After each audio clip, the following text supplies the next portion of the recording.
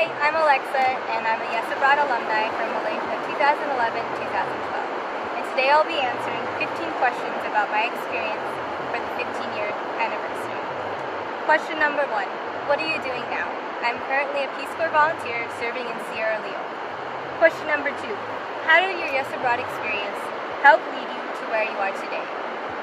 Clearly, I fell in love with living abroad for a year. Everything that I learned with integration, learning a new language, living with a host family, and getting along with people of different cultures led me to eventually apply for Peace Corps, and, well, here I am. Question number 3. What are your plans for the next year? I will still be here in Sierra Leone for another year, finishing up my Peace Corps work. Question number 4. What are your long-term plans after that?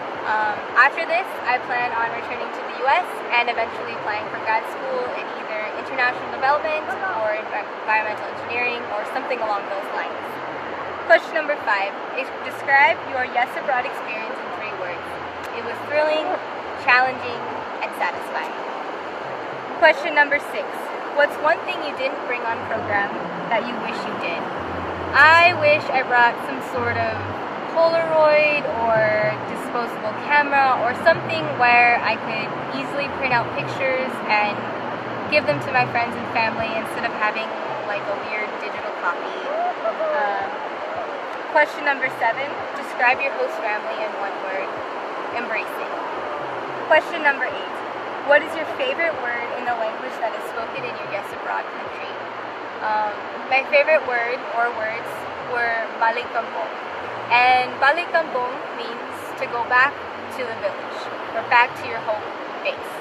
And for me, that had a meaning because both my parents were from a very small village, and we would spend a lot of time there, and that is where my fondest memories are, taking a road trip, meeting my grandmother, my cousins, and all that.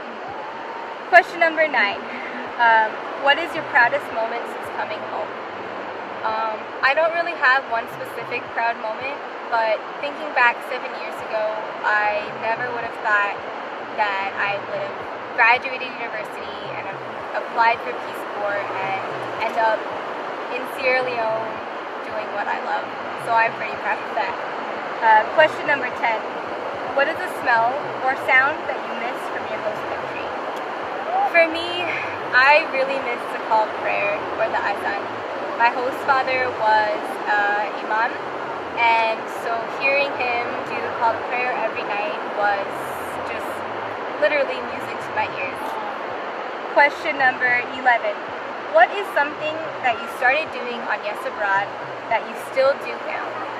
Well, there were 2 things that I started doing. One was tying a sarong, or a piece of cloth around your waist. And the second one was eating with my hands.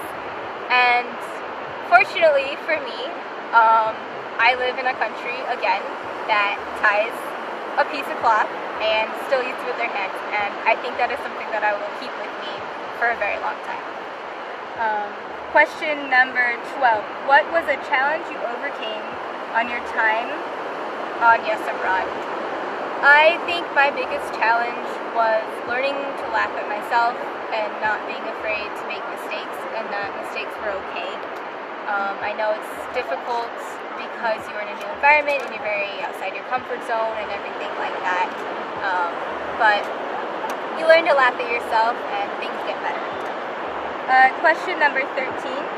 What piece of advice would you have for your former self on program in your host country? One piece of advice I would say is go for it. Don't hesitate. Go for it. Anything your family gives you to eat it. Any adventure your friends want to go on, go for it, because your time is limited and you never know when you'll be back. Question number 14.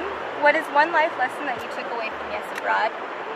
I think the biggest thing is that this world truly is a small place, and that you have a second home wherever you do end up living, and you may have brothers and sisters out there that you've never met.